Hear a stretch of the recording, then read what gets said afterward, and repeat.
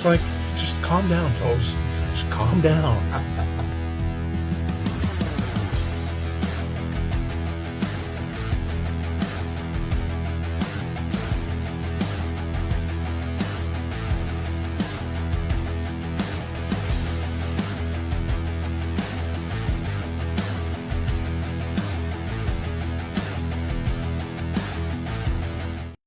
And what might go down as an instant classic, Game 1 of the Stanley Cup Finals between the Edmonton Oilers and Florida Panthers was better than advertised.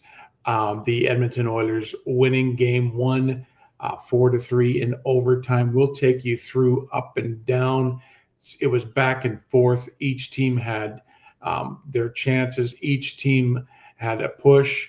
We'll go through it here in just a minute. I'm, of course, Barry Besse with my son, Carson, and we are the Best Boys Center Ice podcast on YouTube. And all playoffs long, we've been doing the 2025 Stanley Cup playoff wrap-up show. Now we've moved on to the Stanley Cup Finals wrap-up show, and our first one of the finals.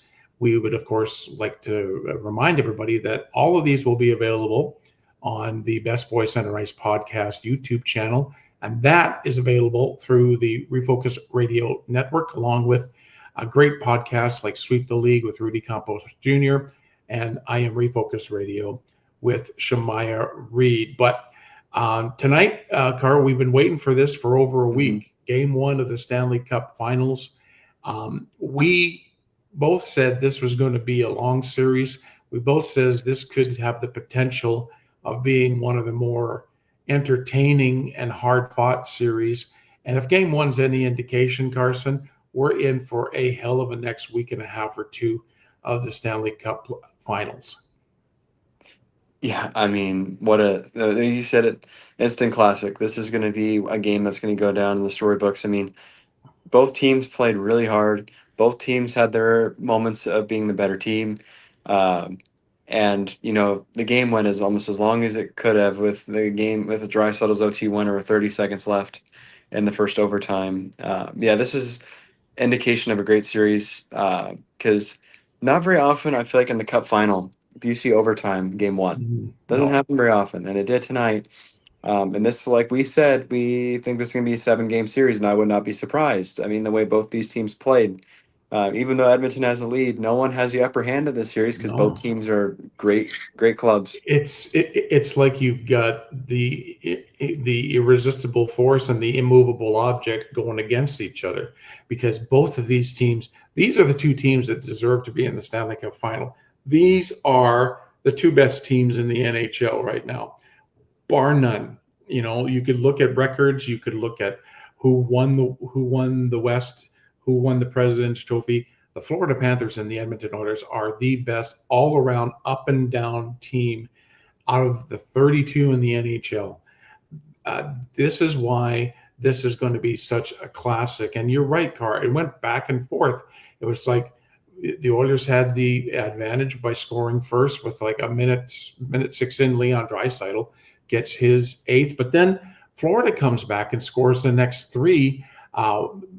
They got the Sam Bennett got his 11th on what was reviewed by the Oilers as being goaltender interference. And, that's why they have a different angle in Toronto in the situation room, because I understood where they were coming from on the call. I'm like, why they deemed it a good goal, because it seemed like he was kind of tripped or pushed into him and he couldn't. And like, there was a lot of things like, okay, well, they were looking at Kulak, who tripped him, and then they're saying, well, maybe he fell into and he could have stopped himself. But it was a good call. It was a quick call. And then because of that, the Bennett goal counted. Well, all of a sudden, the Oilers find themselves on the PK, and Brad Marchand gets his 5th on the power play at 12:30. So now the Oilers have dug themselves a hole and it takes me back, and they even mentioned it on the TNT broadcast, that this goes back to the LA series and the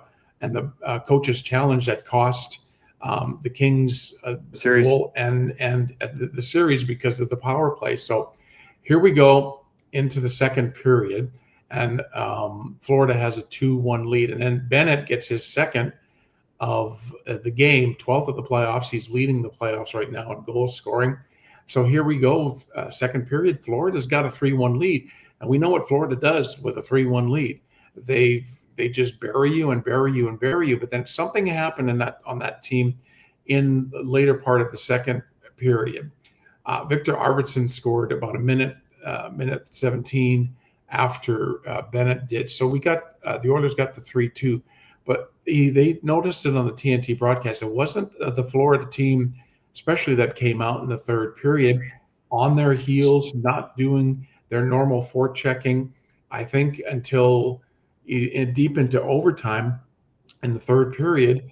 Let's see, they had two shots on goal in the third and 6 in overtime. So they just totally were on their heels where the Oilers were just rolling in third. So Matthias Ekholm, second game back after being out since March.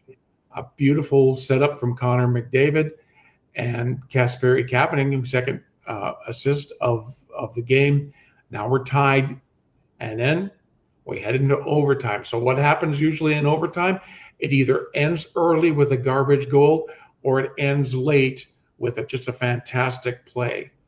And it was a power play. And I tell you what, I'm trying to go and see who got the delay of game penalty. Nosek got the delay of game penalty. He flipped it. Definitely didn't hit anything. He was, I think, being rushed by Podkolzin. So now you give the Oilers a power play at 18:47 of overtime, and it was bound to happen. The Oilers found a way. Corey Perry, great little touch pass to McDavid to Draisaitl, and boom, game over. The Edmonton Oilers win game one, 4-3. Now, I want to get your take, of course, because you got a great take on the goals. You got a great take on your feel for the game. Let's start with the goaltending, okay? Sergei Bobrovsky and Stuart Skinner pretty much even in the game. There was points where Bob needed to come up with big saves and did. Stu needed to make big saves. Now I was a little worried after the The third 2-1. the third Florida goal. Was Stu? This is what we've been waiting for. Which Stu Skinner will come out? Will it be the first two games of the LA series, or will it be the Dallas series, Stu Skinner? And he came out, made some fantastic saves, looked comfortable, kept the Oilers in it, got them so that the Oilers could tie the game and eventually win it. So what do you think? It's game one, it's early, but the goaltending matchup. Even. I mean, they both look really fine. And I mean, if there's anyone to be worried about out of him, it's Stu, because he's just not a proven, consistent goaltender. And it's not to be harsh, or it's just true. I mean, it's just, I mean, he has his moments where he's Vesna caliber, and he has his moments where he should be in the AHL. Yeah. And so that's the reason for people hating or being more worried with him, is because it's inconsistent. You don't know what you're going to get, and as long as he plays well, you still don't know what you're going to get out of him. But he played really well. I think looking at this game, it was pretty much dead even. Other than the fact Edmonton outshot Florida, it was pretty even. Both teams had a power play goal. Both goaltenders looked good when they needed to. Both teams looked really good. But like you mentioned, Florida sat back a little bit, I think expecting the Edmonton attack, and they let them do too much of that, and it costs them the game. And again, Edmonton's up, but there's no reason to be worried if you're Florida, or be too excited if you're Edmonton, because I mean, this game could very much be turned around the other way on Friday, and all of a sudden Florida's tied or Edmonton's up. Either way, very even game, very great game, great teaser for the series. Back and forth, entertaining. I think it's just going to be a battle. Like it's going to be a battle like unlike we've seen in a long while. And whichever team wins this series definitely deserves it, because these are the two best teams at this time left. Obviously, it's great for the others. Big guys stepped up. Draisaitl got two. Big shocker that he continues to step up. And even for Florida, their top goal scorer gets two. Sam Bennett and Brad Marchand, the guy that they got in free agency. So I just like this game from top to bottom. no team really outplayed by much the other team, and it was just Edmonton had more momentum, had more reason at home to win the game. They got it done. But like we always say, it's exciting, but game one's done now. You're in that room. I bet you by now those guys are, like, okay, let's go to game two because this is going to be a long series. But I just love the game. Great, entertaining, exactly what you want to see this time of year. Yeah, and I agree with you, Carson. It's like you got to put your war face on, even in Edmonton's dressing room. Yeah, exciting. You win an overtime in front of that amazing crowd in Edmonton, but now you got to go business. Like you got to go back there and say, hey, that's just one game. It's the Florida Panthers over in the other dressing room. They're the defending Stanley Cup champions. You can't just say, oh, we're taking care of it. No, because you're going to come out with you're going to have to play even harder Twice than as you did hard. tonight. Because Florida's going to be PO'd. They gave up that lead. They shouldn't have, and they did. Now, watching this game, something just watching that Oiler team just seems different than last year. Oh yeah. Something about it just seems different. Like it seems like a magical feeling watching them play. That like they're that close, to ending all the Mhm. frustration for the country of Canada for their cup drought, their team in general. But yeah, it's a long way. And you're right; these are the defending champs. They deserve to win as much as Edmonton. Yeah. So, uh, You're this you're right. I noticed it too from last year's team.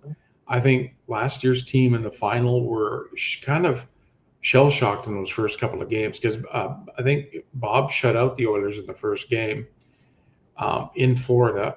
I think they were shell shocked, and even though they did climb out of a 0-3 hole to tie it they and were go to the exhausted seventh at that game, point.